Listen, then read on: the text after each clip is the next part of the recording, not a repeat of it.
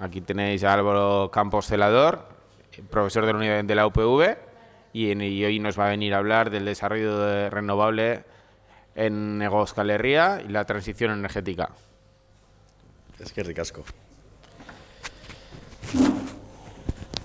Bueno, pues vamos al lío. Bueno, esta charla pues tiene como objetivo pues lanzar todos los interrogantes del mundo, porque los hay, sobre el tema de la transición energética, sobre lo que supone la descarbonización, las profundas implicaciones de descarbonizarse y un poco las opciones que tenemos, o las dificultades, o las potencialidades que tenemos pues, en nuestro territorio para llevar a cabo este reto, porque es un reto tremendo, un reto del cual no tenemos precedentes, ¿no? Lo que supone el abandono de las energías fósiles. Antes de nada, presentar un poco el índice que voy a llevar a lo largo de esta charla, ¿no? Me gustaría inicialmente dar unas notas de lo que es la descarbonización, porque creo que muchas veces en los debates sobre lo que supone transitar a energías renovables se pasan por alto una serie de aspectos que son fundamentales para entender lo que significa abandonar las fósiles. Porque yo creo que no somos conscientes, porque es que respiramos un marco cultural que es eminentemente fósil. Entonces abandonar eso es prácticamente abandonar parte de lo que somos como sociedad, ¿de acuerdo? Y luego ya entraré en una serie de aspectos de dónde estamos, hacia dónde vamos, qué tipo de proyectos se están dando en nuestra zona y tener elementos también para que cada uno, cada una pues pueda tener su propio criterio. Mi objetivo aquí, yo puedo tener el mío, pero voy a intentar ser lo menos tendencioso posible. Me gustaría dar elementos para que luego, pues si hay tiempo, podamos también debatir, ¿no? Y ver qué nos parece lo que tenemos delante, ¿no? Pero sí que hay una parte que yo creo que es de límites físicos, que es de planteamientos, digamos, del marco donde se va a dar esto que ha venido a llamarse, ¿no? Transición energética, transición ecológica, etcétera. Entonces, bueno, empezando por las notas de la descarbonización, quiero que paremos, nada, un minuto a pensar o a que reflexionemos sobre qué son los combustibles fósiles, ¿no? Porque yo creo que podemos pensar que es algo que viene dado, es algo que es consustancial a la propia historia ¿no? de nuestras sociedades, y sin embargo, lo que tenemos cuando ponemos o pensamos en un barril de petróleo, en esos 160 y tantos litros de crudo, es la energía concentrada del Sol en unas condiciones muy particulares de temperatura y de presión durante cientos de millones de años, por lo cual lo que tenemos ahí es la capacidad de poner a disponibilidad de un proceso, de los procesos sociales, la energía de cientos de millones de años. Entonces, si llegamos al consenso, cientos de millones de años, 200, 300, o sea, esto no es simplemente un número muy grande, sino que prácticamente es el orden de magnitud del que estamos hablando. Si queremos abandonar las fósiles y utilizar los flujos naturales tal como nos vienen, lo primero que tenemos que pensar es que el cambio que va a suponer para nuestras vidas es tremendo. Y por otro lado, ya hemos llegado más o menos al consenso que si seguimos consumiendo esas fósiles, pues realmente estamos acelerando una serie de fenómenos porque están poniendo en peligro pues, la vida tal como la conocemos, ¿de acuerdo? Entonces yo quiero que entendamos los combustibles fósiles como esa disponibilidad que tenemos a día de hoy de la energía que ha sido depositada por los flujos naturales durante lapsos de tiempo enormes, ¿vale? Del orden de los cientos millones de años. Por otro lado, me gustaría que pensemos que cuando hablamos de usar energía, el uso que damos como sociedad a la energía configura totalmente cómo son nuestras sociedades. Esto es lo que en antropología pues, se llama como la ley de White, y prácticamente, dada una forma de utilizar una energía, está dada un tipo de sociedad. Cuando consumimos energía fósil, tenemos sociedades que son eminentemente fósiles, que tienen capacidades de generar trabajo que está habilitada por esas energías fósiles y que todas las instituciones, todas las herramientas sociales que vamos a tener maman o se benefician de esa posibilidad. Porque ya digo que las energías fósiles son una posibilidad que empezamos a experimentar como hace 150 años, pero especialmente hace 70. O sea, los procesos que se han desarrollado desde entonces pues son de una rareza o de una excepcionalidad histórica. Entonces yo creo que hay que darle esa importancia porque si no parece que es algo baladí cambiar de energías fósiles a otra cosa y muchas veces no somos conscientes de la profunda raíz que esto tiene pues, en nuestra sociedad y no me repito más. Entonces, digamos que las energías fósiles son de una manera, son muy gestionables, podemos digamos, ponerlas a trabajar cuando queramos, es muy fácil controlarlas con un interruptor, tienen una muy alta densidad energética. En 5 hectáreas podemos tener, como en el caso de Boroa, pues cerca de los 800 megavatios, eso es una barbaridad, y en términos de intentar sustituir eso con unas renovables, vamos a ver lo que supone. Y luego también, para que sea económicamente, digamos, viable y técnicamente también, digamos, viable también, por qué no decirlo, hay que concentrar, ¿no? Requiere de grandes potencias, no podemos pensar en una central térmica de 1 kilovatio, por ejemplo, ¿no? Siempre nos lleva a lo grande. Entonces, esto, que es una característica que ya digo que no es casual, sino que viene por las propias propiedades de esa concentración que son las fósiles, han hecho que todo lo que surja de ahí tenga en cierta manera esté hecho a imagen y semejanza. Entonces, si vemos cuál es el sistema actual, el sistema energético es un sistema centralizado, pues es el que mejor responde a esas características. Es unidireccional, nos interesa concentrar la producción lejos de los centros de consumo, nos interesa también ir a muy altas potencias, nos interesan pocos propietarios, pocos gestores, el oligopolio no es casualidad, la relación que existe entre lo fósil y las grandes empresas, el poder transnacional, etc. Las decisiones se hacen en base a coste, porque estos son los actores que gobiernan y tienen su propia agenda sobre lo que se quiere hacer con la energía, y finalmente ha interesado mucho desactivar el papel de la ciudadanía como un consumidor responsable. Ha interesado fomentar un consumo acrítico, porque ya digamos que el uso de la energía lleva detrás unos beneficios, digamos, muy interesantes, muy golosos. Entonces, en la medida en la que no seamos conscientes de los impactos, no tomaremos medidas de ahorro y no pondremos en tela de juicio o en peligro los beneficios de esas élites que están detrás de este particular modelo, ¿vale?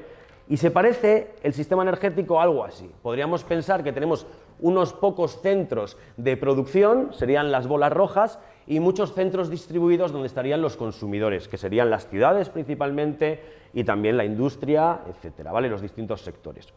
Esa visión esquemática, si la aterrizamos en lo que es la electricidad, tiene la siguiente forma, ¿vale?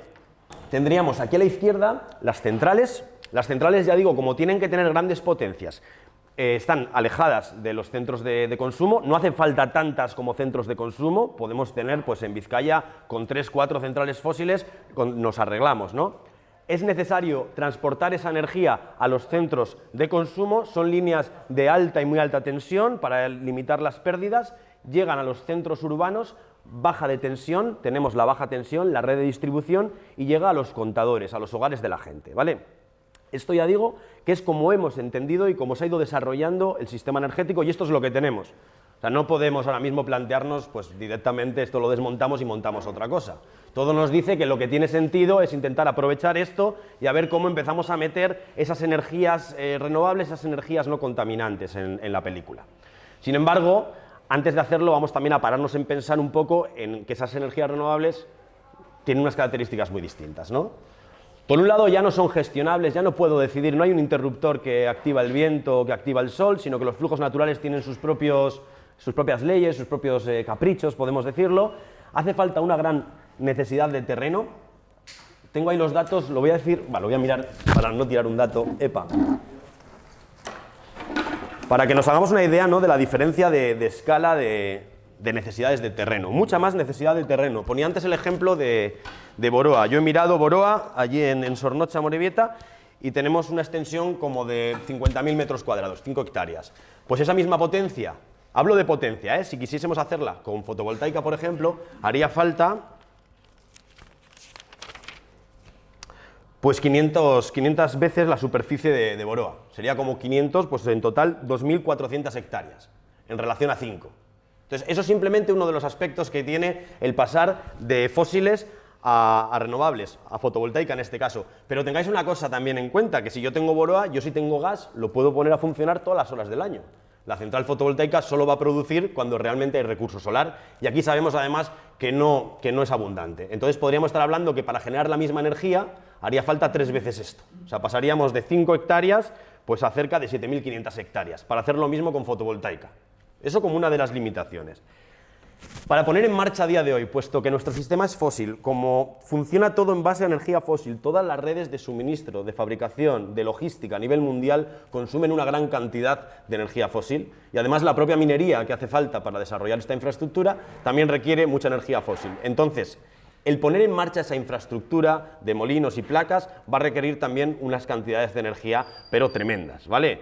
Se habla que una fotovoltaica, voy a poner porque es la referencia que estoy utilizando, luego pasaremos también a las eólicas, para producir, o sea, una placa fotovoltaica que vaya a operar 25 años, durante los 5 primeros años está produciendo la energía que ha sido necesaria para que la placa esté ahí, ¿no? Para construirla, transportarla, extraer los minerales necesarios, etcétera, etcétera. Entonces también veamos eso no pasa con las fósiles, pero aquí sí que tenemos, porque es muy intensivo en energía.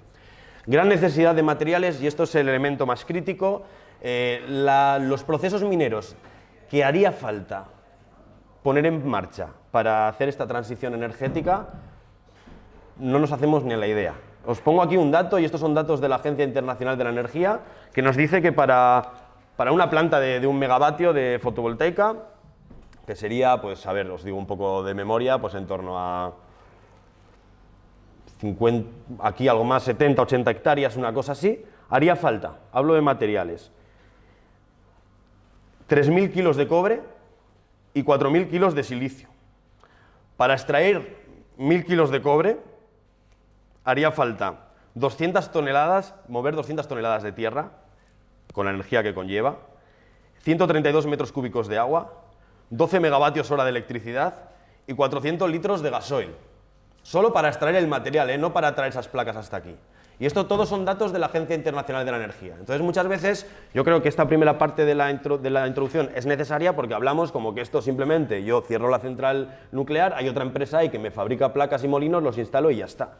Pero todo lo que hay detrás, todos los procesos que se articula cuando yo llamo al proveedor a que me traiga una placa, todos los procesos mineros que hay detrás, eso es algo que si no los tenemos en cuenta, el debate que vamos a tener sobre la transición energética pues no vale para nada o vale para muy poco.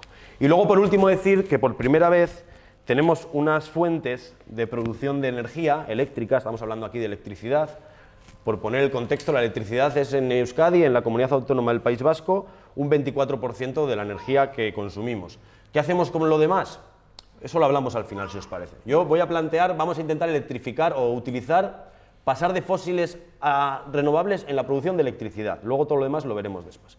Entonces son modulares. Por primera vez podemos ir a las potencias pequeñas, podemos poner instalaciones en los centros de consumo, podemos darle una vuelta un poco a este modelo energético. Entonces, si vamos a la topología de la red, podríamos plantearnos, o nos podríamos hacer la pregunta, tenemos este sistema, no lo vamos a desmantelar, no vamos a quitar las torres, los cables, todo para empezar de nuevo, sino vamos a intentar montar algo sobre esto. Eso parece que tiene todo el sentido. Entonces la pregunta es, ¿dónde podemos integrar las renovables? Si lo hacemos de la manera tradicional, estaríamos generando lejos de las zonas de consumo y siempre en el orden de las grandes potencias, que es la que de alguna manera se entiende bien con la alta tensión, con todos los grandes maraña de cables que vemos por las carreteras, autopistas, es decir, lejos de las ciudades. O también podríamos plantearnos el empezar a producir cerca de donde se consume, algo que cuando teníamos las centrales fósiles no nos podíamos plantear porque no lo permitían por su propia naturaleza. Y esto que puede parecer algo arbitrario, el apostar por un modelo que integre las renovables ahí, en la alta tensión o en la baja tensión, hace que la realidad material que sale es que tengamos un modelo renovable que nos lleve a planteamientos como este, que esta es la central fotovoltaica de Mula, en Murcia, creo que son cerca de 500 megavatios, o tener un modelo más parecido a esto, que no es que sea del sur de Italia, sino que esto es una imagen de Friburgo, en Alemania, ¿no? El intentar acercarlo. Ya vemos que va a haber también muchos limitantes, pero si tenemos que empezar a poner en marcha eso de la transición, pues habría que plantearse por dónde van los tiros, ¿no? ¿Y cómo va el partido? Pues si vemos un poco, esto sería unos datos estadísticos de los diferentes Estados miembros de la Unión Europea. En el caso de España vemos que cerca del, lo digo un poco, del 85-90% de los desarrollos son desarrollos que se parecen más a la central de Mula, y en cambio el utilizar las cubiertas, los tejados, pues es algo muy minoritario. Instalaciones por debajo de los 10 kilovatios, los datos sí que son un poquito viejos, han aumentado los dos, pero ya os digo que la tendencia se mantiene más o menos la misma, estaríamos en torno al 6% de las instalaciones. Entonces, lo que ocurre es que esa transición energética, que podía ser de otra manera, nos está llevando pues, a planteamientos pues, de este tipo, o de este tipo. O decir de alguna manera, lo que estamos haciendo es un proceso en el que el modelo es el mismo y hay una sustitución tecnológica de estas centrales pues, por estas otras, ¿no? ¿Qué intereses hay aquí? Pues muchísimos. O sea, os podéis imaginar. Primero, si empezamos a producir renovables en las ciudades, si empezamos a apostar por ello, porque ya veremos que las ciudades darán lo que den. O sea, los tejados van a dar lo que dan. Pero a día de hoy es que prácticamente lo único que hay es, bueno, pues instala. y luego cuando quieres instalar vas a las juntas de vecinos, ahí hay un conflicto enquistado desde el año 75 y no hay nada que hacer. Y es más fácil a día de hoy declarar de utilidad pública una montaña para poner unos molinos o abrir una cantera que acceder a tu cubierta, porque necesitas, no sé si 1/3+1 de los votos, la ley de propiedad horizontal, ¿no? Es un poco problemático. Entonces, ¿qué pasa? Que si fuésemos a las ciudades, el número de sujetos, de actores que pueden entrar en la transición energética serían realmente los actores del sector energético, desde luego, pero también las personas que estamos aquí, también los ayuntamientos, también las asociaciones de vecinos, los colectivos, las ONGs, habría la posibilidad, digamos, de que este melón se abra. Y ya vemos que, evidentemente, pues esto es mucho más interesante dejarlo en manos de pocos actores. Y luego también, lo que os decía antes, una sociedad fósil tiene instituciones fósiles, tiene organismos fósiles, y uno de ellos, muy eminente, es el caso de Red Eléctrica de España, que es una empresa, desde el año 98, una empresa privada, es una empresa que era pública, es privada, pero que de alguna manera, pues debido a, bueno, digamos a una sospechosa relación entre los diferentes gobiernos que ha habido desde entonces, pues siempre había tenido una dirección de gente de uno de los dos partidos, PP o Partido Socialista, y se le ha dado un poco un papel como de organismo rector sobre cómo hacemos la transición. Y se ha hecho una gran apuesta, cuando hay que poner dinero para hacer esta transición, se ha dado una gran apuesta en aumentar el número de líneas de alta tensión, el número de subestaciones, un planteamiento que iría a lo de arriba. Y todo esto de aquí, el reforzar las redes urbanas, esto está abandonado. ¿Quién gestiona las redes urbanas? Pues en nuestro caso Iberdrola. Iberdrola tiene el negocio ahí. Iberdrola no tiene ningún interés de poner en marcha un cambio tecnológico y de infraestructura que de alguna manera adapte las redes de las ciudades a la ciudadanía. Y de hecho no les podemos ni echárselo en cara porque están para eso. O sea, son empresas en las que no hay que olvidar que lo hacen muy bien porque hacen lo que tienen que hacer desde el punto de vista de cuál es el objetivo de una empresa, de esas características. Igual que Red Eléctrica. O sea, aquí trampa ninguna. Entonces aquí hay un problema que para mí el papel de la alta tensión es determinante, que son desarrollos también de este tipo, y que nos lleva a pues, el hecho de que haya una empresa cuidando un poco del rebaño, que es una empresa un 80% privada, que cotiza en el IBEX 35, una empresa que se debe, más allá de dar un servicio, a dar unos dividendos a sus accionistas. El año que viene en concreto pues tienen unos dividendos muy interesantes, los de 2023, y luego vemos pues, noticias como esta, ¿no? Que Red Eléctrica pide invertir más en interconexiones, en líneas, debido a que la CNMC pues, parece que en algún momento quiso entrar en cuestionar parte de los beneficios, pero era muy interesante este texto que decía que, claro, cuanta más cantidad de inversión pueda movilizar, inversión aprobada públicamente, porque esto es, digamos, una situación de monopolio natural. Las redes eléctricas, solo está Red Eléctrica. Pues lo que significa es una visibilidad de ingresos adicional que permite mantener los beneficios en una situación en la que peligran los dividendos para el año que viene. O sea, una empresa que tiene que hacer, a su vez, asegurar los mínimos costes a sus clientes y, a su vez, los máximos beneficios a sus accionistas. Y eso, pues, difícilmente se puede. Entonces, aquí tenemos un problema que es de propia concepción del modelo energético, ¿no? Y de la transición. Voy a empezar a aterrizarlo un poco más. Voy a hablar ya un poco de acercar un poco, ¿no? a nuestra realidad. He cogido primero el marco de Hego Euskal Herria, lo que sería Navarra y el País Vasco, porque creo que es interesante para comparar, es muy distinta la realidad que tenemos en el País Vasco y la que hay en Navarra, y luego ya a la hora de datos y a la hora de cómo va el tema de los proyectos y demás, me voy a centrar en Euskadi, porque si no esto ya se abre demasiado, ¿vale? Entonces permitidme esa licencia. Entonces, bueno, esta es la topología. Cuando hablamos de un sistema eléctrico tenemos, tal como lo hemos concebido hasta ahora, repito, la generación, lejos del consumo, las grandes líneas eléctricas de alta tensión, las redes de distribución y los consumidores, tanto las personas, las viviendas, los edificios, la industria, el sector que se os ocurra, ¿vale? Vamos a empezar a ver cómo esto se va concretando en nuestra realidad.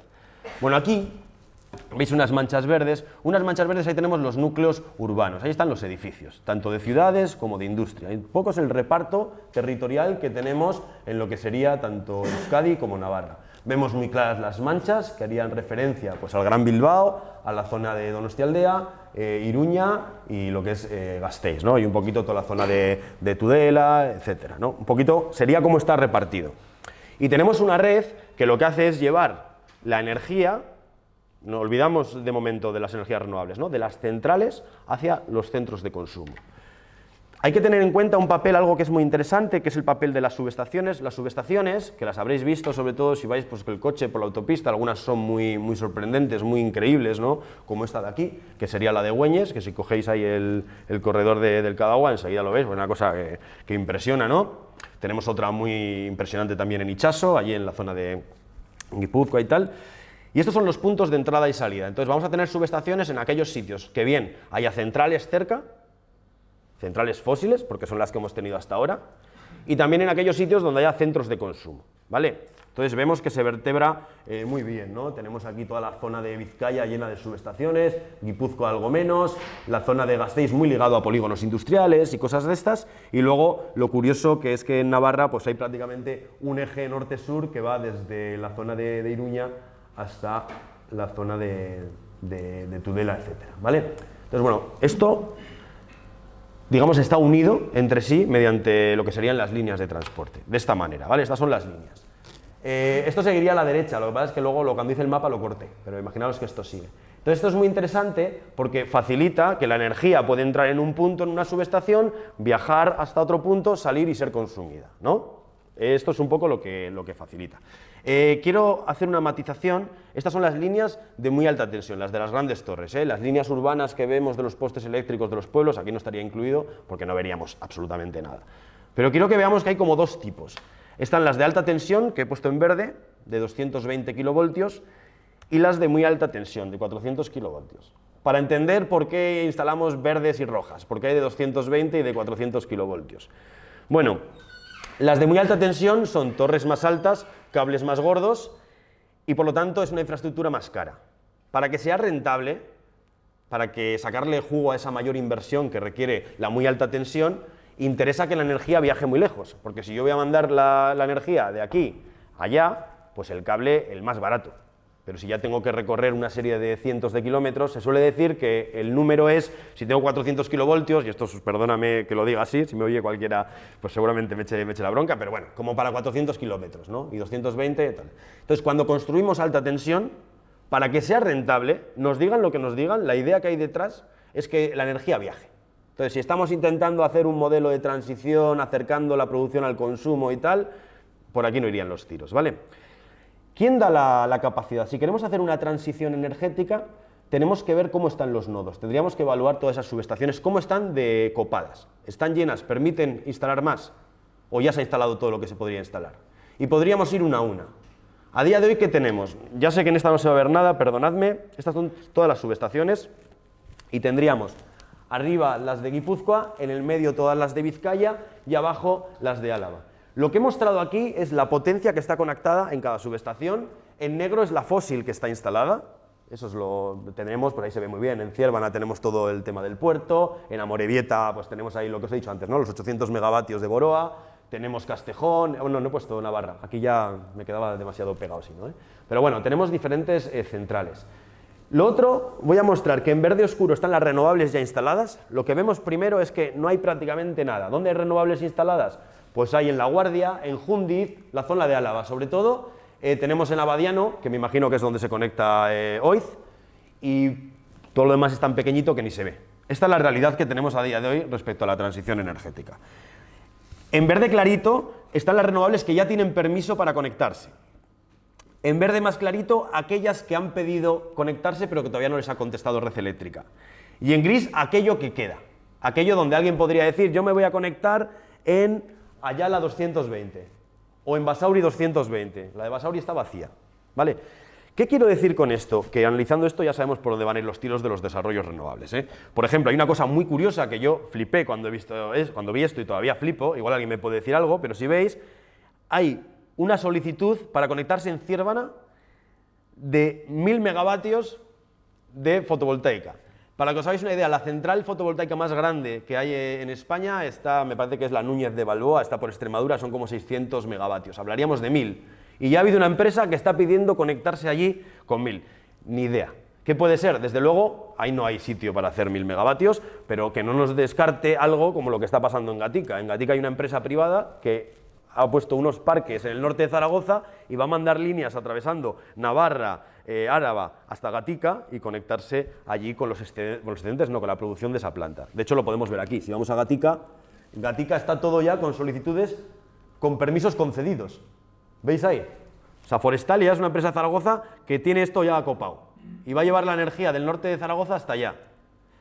Bueno, aquí podríamos entretenernos mucho comentando esto, pero entre que no se ve nada y igual es un poco demasiado técnico, lo voy a agregar en territorios. Y quiero que veamos esto, ¿vale? Esto se ve mejor. Guipúzcoa prácticamente renovables, algo tiene, pero ni se ve. Tenemos fósil y tiene capacidad donde alguien puede ir allí y conectar lo que le dé la gana. En Vizcaya tenemos algo más, sobre todo Oiz, hay una franja verde oscura ahí. Todo eso sería lo de Gatica, todo eso está aquí en verde clarito. En verde más clarito es aquella que son solicitudes que están todavía sin resolver y en gris es lo que quedaría libre. Y en Álava hay un montón de renovables con permisos. Todas esas son empresas que ya están moviendo cosas, que todavía no sabemos ni qué parques son. No sabemos, nos pasa como en la de Ciervana, pero se irá viendo, ¿vale?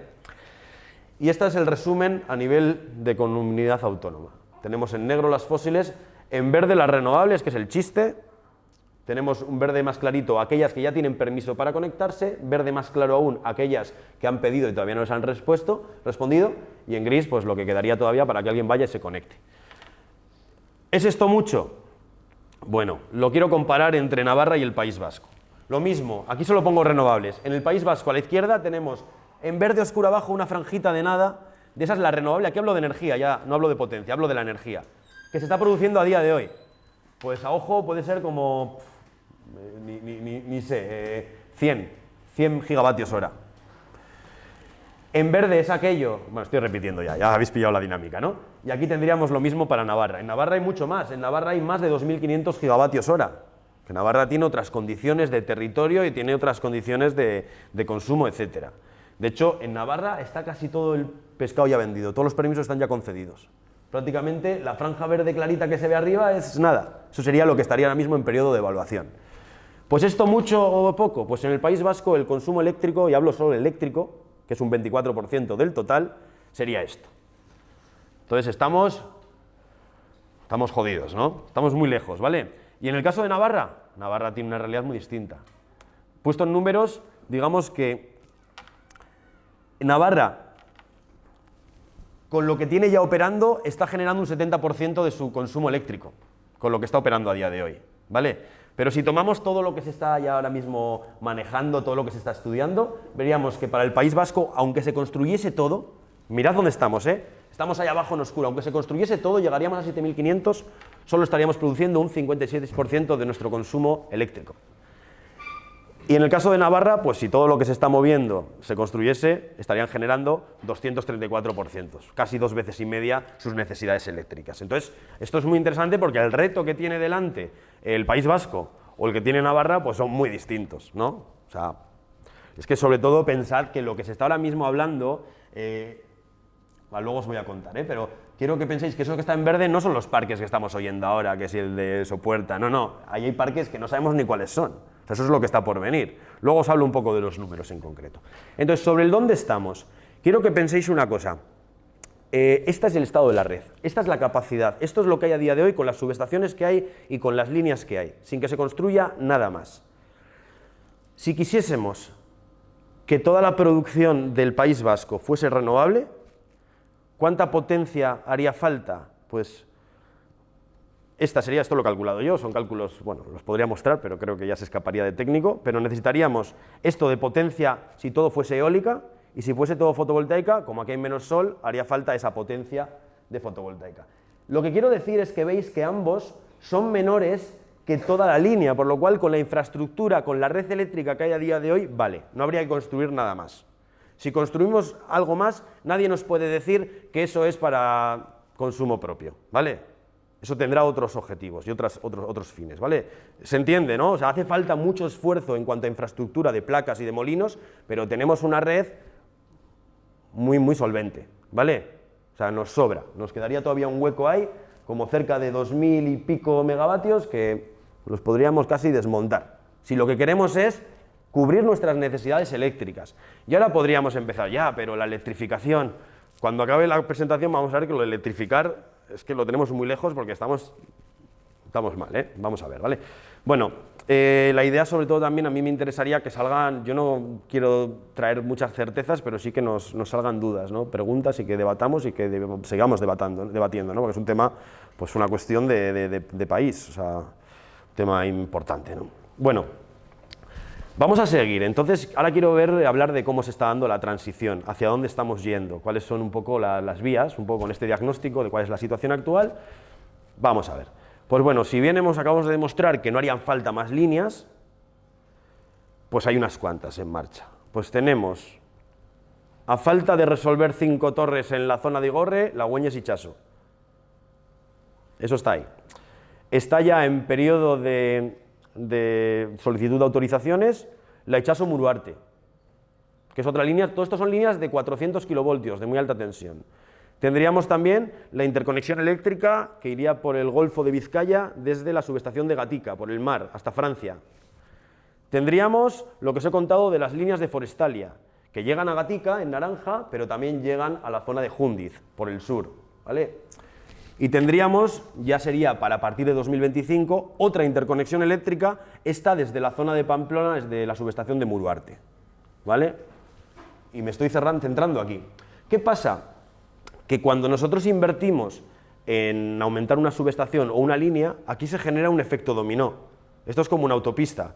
Si yo aumento un tramo, al final lo que hago es aumentar la capacidad de todo. Si tengo un nudo de botella, si tengo algo que se colapsa, y lo asfalto, afecta a lo que hay delante y lo que hay detrás.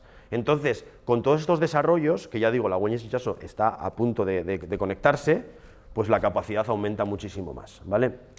Entonces, ¿cómo quedaría la cosa? Esto es lo mismo que he puesto antes, solo que lo he estrechado un poco, porque con todos los nuevos desarrollos, la capacidad de las subestaciones sube una barbaridad. Subiría hasta aquí, ¿vale? Entonces, ¿qué sentido tiene esto? Pues es difícil de saber. O sea, aquí estamos intentando tenemos conjeturas, podemos hacer un poco ¿no? Intentar imaginar. Pues bueno, teniendo en cuenta el tema de las líneas, de las interconexiones, pues parece que todo esto tiene el sentido de mallarlo muy bien para que la energía que pueda venir, ya no tanto de Euskadi, pero sí de Navarra, de Burgos, de muchos otros sitios donde están habiendo unos desarrollos de renovables de flipar, de los de las imágenes de antes, pues puedan, digamos, circular e ir a suministrar a Europa. Justo mañana va a votar el Consejo de Estado de la Unión Europea, que son los presidentes de los estados, más el presidente del Consejo y la presidenta de la Comisión, la Ursula von der Leyen, van a votar de medida de urgencia por el tema de la guerra un reglamento con el cual, sin pasar por Parlamento ni nada, desaparecerían todos los estudios de impacto ambiental. O sea, este tipo de cosas, y sobre todo cuando vemos cuál es la ambición de los planes de renovables en los diferentes estados, no creáis que aquí todo el mundo está haciendo los deberes, sino que la presión que cae con los países de las periferias, España, Portugal, Italia, Grecia, es brutal. O sea que aquí lo que sí que podemos intentar ver o podemos empezar a entrever es que hay un plan bastante que lo podríamos tildar sin ningún problema, hasta que tengamos otra información, de colonialista, ¿vale? Porque ya vemos que incluso con una transición pura, con lo que hay, nos bastaría. El problema que tenemos es que a ver dónde ponemos esos molinos, que eso es donde vamos ahora, ¿vale? Bueno, con esto acabaría una parte y voy a entrar ahora mismo en cómo se están dando las cosas, qué tipo de desarrollos estamos viendo. Pues los desarrollos son los siguientes. Sobre la mesa hay 395 megavatios, que son estos parques eólicos, ¿vale? Algunos os sonarán, ¿no? Pues quizás Piaspe y Charaz, que son los de Statkraft, que igual los más polémicos o los que más se ha hablado. Esta sería un poco la situación. En total, ahora mismo están en periodo de solicitud de permisos para su construcción 66 molinos. Y ahora el dato. He calculado cuántos harían falta para llegar al total del consumo eléctrico solo, y harían falta 1.600 molinos para los consumos de Euskadi. Y se están poniendo 66 ahora mismo. Es un problemón. O sea, el tema de la transición, y cuando decimos, no, vamos a hacer estamos tan lejos, o sea, somos tan lejos de tomar conciencia de lo que supone esto, que nos estamos equivocando. Estamos teniendo el debate en cosas que es que el tema es mucho más previo, ¿vale? Y en cuanto a solar, pues hay 2 parques nada más, que están participados por el EVE y demás, que son 100 megavatios. He hecho también el cálculo de cuánta superficie haría falta para satisfacer todas las necesidades eléctricas de Euskadi con fotovoltaica. Si apostásemos por la fotovoltaica en lugar de la eólica, y No lo tengo aquí, os lo voy a decir. Claro, con condiciones solares que he cogido de referencia, que son las de Álava. A ver cómo conseguimos eso aquí. Vale, pero me salía como el 15% del suelo de Vizcaya. No sé si cuántos kilómetros cuadrados. Una barbaridad. Entonces, claro, esto sin hablar de todos los límites del principio, de la energía que hace falta, de los minerales, de toda la película inicial.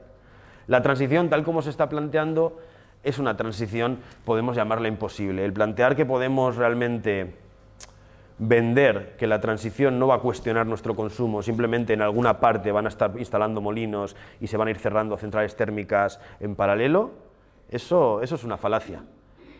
¿Por qué? Luego podemos hablar. Yo también entiendo, y más que nada porque ha hablado gente que está en la política institucional, ¿qué haces con este panorama?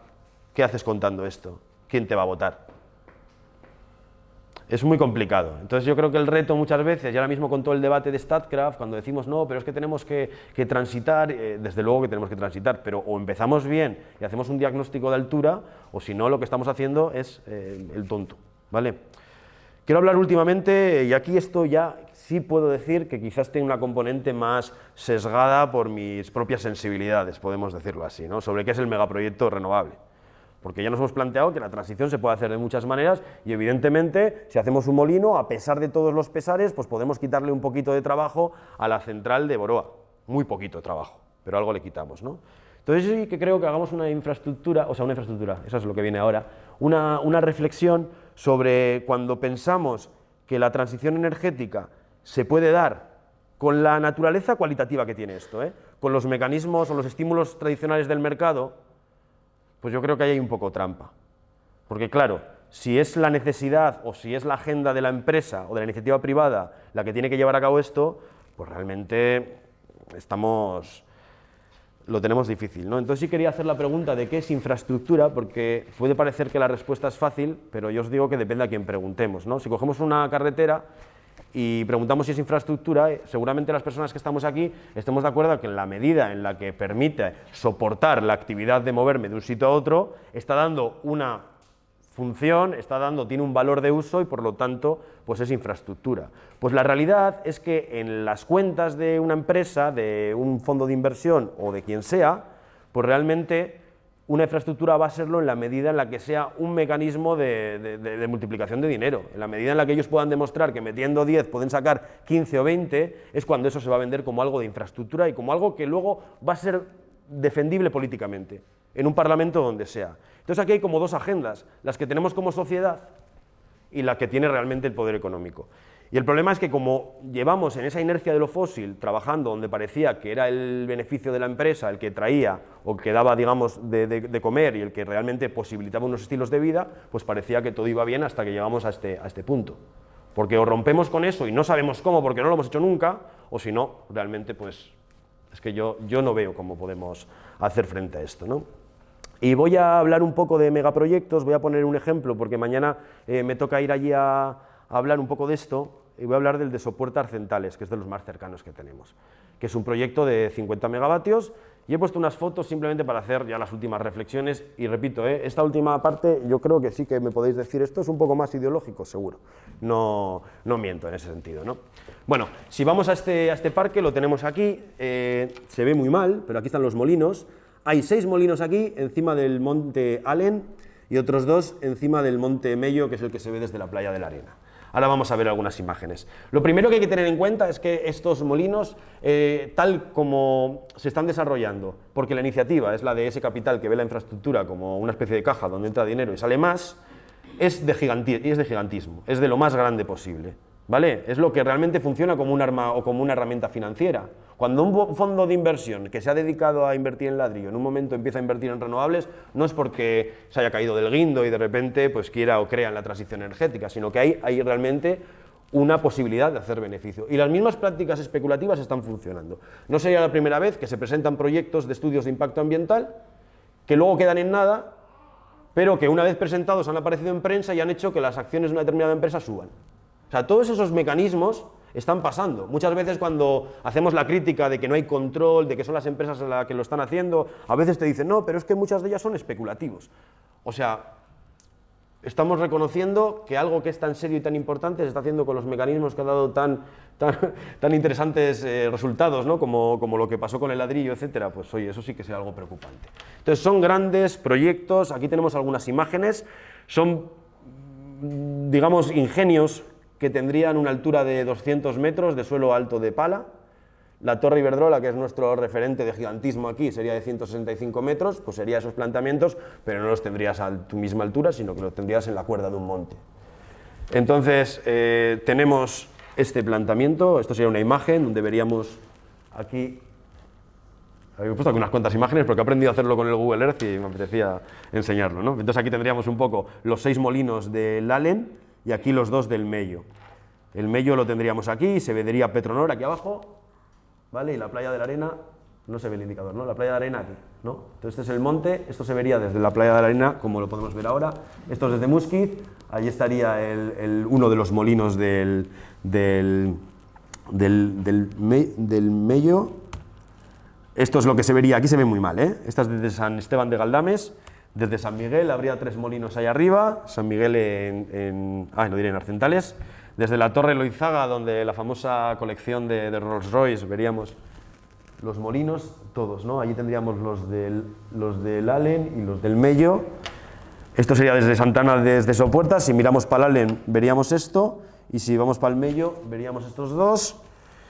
Y podemos hablar de los impactos, y yo de esto no soy experto. Entonces sabemos que esto tiene impactos. Entonces tiene impactos sobre la biodiversidad, tiene impactos pues, sobre el precio de las propiedades. Estoy hablando de los impactos para los vecinos y vecinas. O sea, al final, el que pongan un desarrollo de este tipo, más allá de que lo pueden vender por el bien común y por la transición energética, a pesar de los pesares, pues tiene un efecto directo en la calidad de vida de las personas. Se van a depreciar el valor de los hogares, va a haber ruidos, infrasonidos, va a haber luces, va a haber sombras de cuando esté el sol y las aspas girando, aparte de todo lo que supone en la biodiversidad. Y este es un tema que he puesto aquí, que realmente es una fuente, puesto que al final es una fuente de conflictos en las comunidades tremendas. Porque llegas y depende en la finca de quién se ponga el molino, los vamos a sufrir todos, pero lo va a sufrir todos de ahí a 60 kilómetros. Pero realmente el que se va a llevar la miseria, que es una miseria porque son 5.000 euros lo que te va a dar esto, claro, si es tu finca pequeñita pues puede estar bien, ¿no? Pero bueno, hay ahí realmente un tema que es una fuente de conflictos, lo cual habría que plantearse hasta qué punto una empresa que viene con estas prácticas en un territorio pues puede prácticamente destrozarlo. Y luego, pues ¿cuál es el negocio? Pues os cuento, estos son los números así que he estimado yo con los datos que hay, ¿no? La inversión estimada de lo que puede tener este parque eólico con estos 8 aerogeneradores de 6,2 megavatios, sería de 50 millones de euros. La producción estimada, y aquí le he tirado muy por los bajinis, seguramente sea mayor, he cogido unos números de producción eólica muy malos, sería de 75.000 megavatios hora al año. Y lo que he puesto aquí es, claro, en función de a cuánto esté el precio de la electricidad en el mercado, tú ya has hecho la inversión, va a ser más o menos rentable. Pues bueno, os cuento, esta línea azul quiere decir que si la energía está a 50, no creo que la volvamos a ver, voy a pasar directamente a lo que tenemos a día de hoy, cerca de los 150, oscilando entre 100, 200, aunque ha habido momentos en los que la energía ha estado a 350 por aquí. Pues tenemos que cada uno de estos, el parque entero estaría generando pues de cerca de 5, solo beneficio, esto es beneficio limpio, 5 millones de euros hasta cerca de, esto no es ninguna locura, que esté a 250, yo estoy pagando a 240, pues a 16 millones de euros al año. Y podéis decir, ¿y esto se queda qué se queda en el pueblo, aparte de lo que he puesto anteriormente, ¿no? Pues lo que están pagando por molino, los ayuntamientos son 5.000 euros por molino, eso lo conozco yo del norte de Burgos, y me han dicho que en algunos sitios están ofreciendo 10.000. Entonces, claro, realmente cuando tú vas a vender, porque los discursos de las empresas, y el otro día que lo presentaron en Aramayo y fue Statkraft, que digamos que es la empresa colega, pues lo que vino a decir era que, claro, esto es para la soberanía, la autonomía del pueblo, tirando cosas también casi identitarias, ¿no? De que realmente, claro, hay que coger los números, esta es la realidad. Si van a venir aquí a hacer esto, pues yo creo que lo mínimo que se puede hacer, a pesar de todos los pesares, sería ver cómo se reparte esto, porque pensad que esto es alguien que está en una de esas torres de Madrid, ¿no? De las altas. No sé si vendrá aquí, vendrá un día, ponen el dinero, con unos accesos a financiación que muchas veces es incluso de fondos europeos, es decir, de todos, ponen esto a funcionar, se marchan, empiezan a recibir cada año 16 millones de euros, dejan 5.000 euros y luego los vecinos que se oponen a este planteamiento pues son los insolidarios. Pues bueno, va a quedar aquí un poco la presentación. Voy a acabar con unas notas, así un poco para levantar el ánimo. Me gustaría haber contado alguna cosa más, pero no me ha dado tiempo. Lo estaba preparando y me ha dado la hora, así que aquí lo dejamos así un poco como, ¿no?, con suspense. Y nada, notas, pues ¿cómo debería ser una transición energética? Pues primero, ¿cómo debería ser? No, ¿cómo es? Muy difícil. Y partiendo de ahí, habría que darle la vuelta. Hay que aprovechar lo que tenemos, la infraestructura que tenemos hay que aprovecharla, pero cuando tenemos que empezar a invertir en ella, tendremos que ver qué tipo de dispositivos, qué tipo de infraestructura hace falta para adaptarnos a estas energías, ¿no?, a estas tecnologías. Porque realmente lo que estamos haciendo es obligarse a las renovables a comportarse de una manera que no va con ellas. O sea, esos planteamientos como la foto que mandaba antes de la planta de Mula, ¿no?, esas extensiones de 3.000 hectáreas me parece que es, barbaridades de ese tipo. O sea, eso solo entra en la cabeza de la persona que lo hacía con la fósil y dice, ah, no, que ahora son renovables, ¡pum! Y como que no ha habido un momento para reflexionar, que eso es una locura. Entonces, este modelo energético tiene que ser un nuevo modelo energético de verdad. Entonces, yo creo que hace falta, se acabó la época de ver la energía como algo, como una commodity, en la cual, como una mercancía en la cual tú la produces y luego ya generarás un mercado para poder demandarla, ya generarás incluso unos deseos, unas necesidades mediante el marketing para que realmente la máquina de hacer chines pues siga funcionando. Y yo creo que nos toca, y no porque yo quiera, no por un deseo romántico o porque crea que vamos a lograr mayores niveles de satisfacción, nos toca volver a pensar en cómo surgieron todos estos sistemas energéticos, ¿para qué? Y es una cosa muy obvia, pero realmente cuando aparecieron las primeras centrales de luz, que se llamaban en su momento, ¿no?, que muchas veces estaban ligadas a los ríos, lo que había era una necesidad, y se pone una infraestructura para satisfacer una necesidad. Y a día de hoy no, a día de hoy el planteamiento es otro, el planteamiento es generar una gran industria de producción de energía y una gran red transeuropea, y a ver quién lo quiere, a ver quién lo paga. Y esto lo grave es que en el momento que haya escasez, pensad que va a pasar cuando realmente haya 10 de energía y queramos consumir 50, y haya una superred. Pues eso va a ir para el que lo pueda pagar, y no para el que tiene el molino delante. Entonces, claro, se dan unas situaciones pues totalmente perversas, ¿no? Cuantificar demandas, ver realmente qué necesidades tenemos, o cuáles son necesidades, qué son... O sea, ahí hay una reflexión social súper importante, y además es muy delicado, porque esto no se puede imponer. Si esto se impone, fracasa. Entonces, ¿cómo hacemos una pedagogía? ¿Tenemos tiempo para hacer esa pedagogía? Son preguntas, yo no tengo ninguna certeza. O sea, yo realmente cuando hablo de estos temas no tengo la solución, pero es un tema gordo, ¿no? Desarrollar el potencial de renovable de los territorios y dar herramientas para su desarrollo. A mí una cosa que me parece que tiene de interesante esto que está pasando, lo que está pasando en Arcentales, si tenemos que verle una parte buena, es que nos enfrenta a lo que supone un determinado nivel de consumo, un determinado modo de consumo. Es consumido de forma crítica, ha habido un interés de que no sepamos y muchas veces los impactos que suponía nuestro consumo estaban muy lejos, muchas veces al otro lado del charco o en el sur en los continentes del sur, ¿no? Ahora mismo de repente esa realidad nos llega aquí. De momento están Arcentales, pero para mí incluso sería hasta positivo, entendedme, que si queremos transitar a energías renovables, si queremos realmente superar esta gran prueba que tenemos delante, pues el debate de, oye, ¿vamos a poner molinos en Archanda o en el Arnótegui? Eso es una reflexión que tendríamos que hacer. Lo fácil es que venga del sur de Navarra, pero es algo que tendremos que plantear. Y luego las preguntas serían, ¿y quién lo hace? ¿Y qué recibimos? ¿Y qué ponemos? ¿Molinos de 200 metros o igual ponemos uno de 100? Y ponemos 5 o 10. Ahí hay unas preguntas. O sea, el consumir tiene unos impactos. Y tenemos una oportunidad realmente de enfrentarnos con la bicha, con algo que ha estado siempre muchas veces en otros territorios y que prácticamente interesaba correr un velo para que no se sepa. Pero ahora mismo lo tenemos ahí.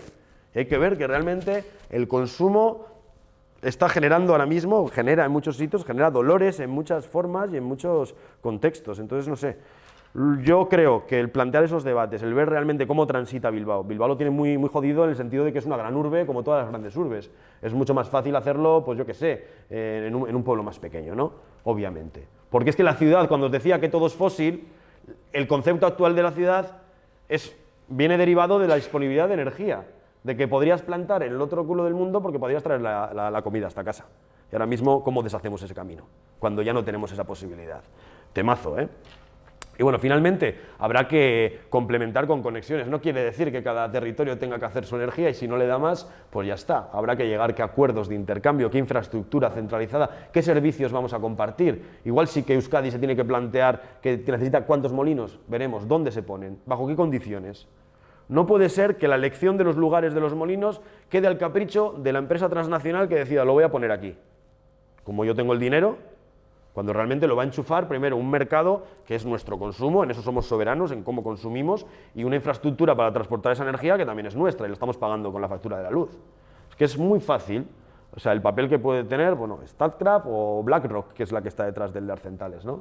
Y así con muchas otras. Entonces, claro, es un tema, yo decía al principio, pues hombre, en cierta manera es un poco más que de debate, porque aquí respuestas no hay, pero bueno.